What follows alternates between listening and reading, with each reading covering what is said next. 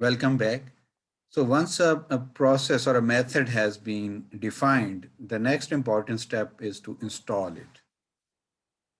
So the first step actually in installation is getting approval of the change by the management. So the new method or process has to be got approved by the top management.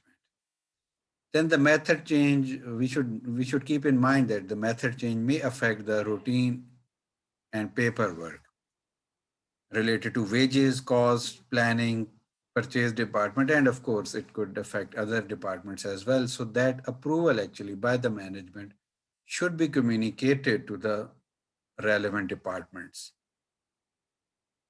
For example, if the new method results in increasing the wages, so this should be communicated to the accounts and finance department.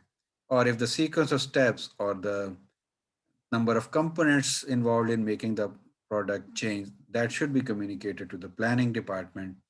Or if some new material is to be purchased or material specifications have changed, that should be communicated to the purchase department. So it may require displacement of staff from one section to another as well. So you may be reallocating the workforce from one task to the other depending upon the newly developed method. So that also needs to be properly communicated to all who are involved. So selling the new method to the workers involved is also really important. In fact, one of the most important step in the installation phase. So the workers and the supervisors who will be using that method should be taken into confidence, and the benefits of the new method should be clearly communicated. So there might be resistance to change. So it should be handled wisely, and the incentives should be actually given to the workers if there is some new requirement of the task that requires some skill development, for example, or as a whole, actually, there is a change, there is a resistance to change whenever we plan some change. So we should use the theories of motivation to really motivate the workforce to keep going with the new method. So the new method may require retraining the workers. So the extent to which workers need retraining will depend upon the nature of the job and changes involved. It is much more for those jobs which have high degree of manual dexterity and where the workers have been doing the work by traditional methods. So it may be cheaper to concentrate on new trainees and left the older workers continue the work in the way they know. So this is also one of the practical approaches, that we train new workers on the new method and let the old workers continue with the old method at least for some time. The use of films or videos demonstrating the advantages of the new method as compared to traditional one are often very useful in retraining the workers. So we could physically simulate the task of the shop floor and make videos of that task to really motivate the workforce to adopt the new method willingly and with positive frame of mind. We should also keep in mind the concept of learning curve. So whenever we are doing something for the first time, more time is taken, and as we get expertise in doing that with the passage of time, the time required to perform the task reduces, or in other words, the quantity produced increases. So once defining the time standards for a newly developed method, we should keep in mind the concept of learning curve.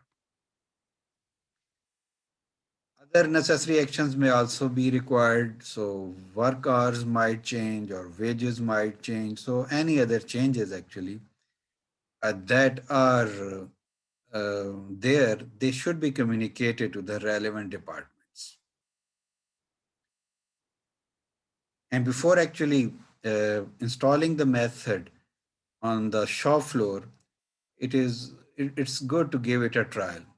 So there should be actually sort of pilot run of the method where everyone involved should be invited and suggestions for the variations should be welcomed so that we could further improve it and give it another trial run, and after a few iterations we should install it at the workplace. The last step is, once we have installed the new method, to maintain it or to keep a regular follow-up. So the work of method study man is not complete with the installation of the improved method. The maintenance of the new method in its specified form is also part of his activities. So the analyst should then stay with the operator as long as necessary to ensure that the operator is familiar with the new assignment. He should ensure that the workers do not slip back into the old method or introduced elements which are not part of the proposed method. For effective maintenance, define and specify the new method very clearly, as we saw in the previous segment.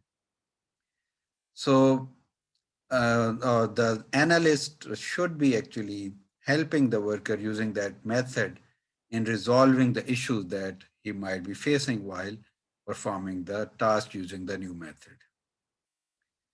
So as a summary, defining the new method may result, and it should result actually, in a documented procedure, workplace layout, drawing and usage instruction of a tool or a combination.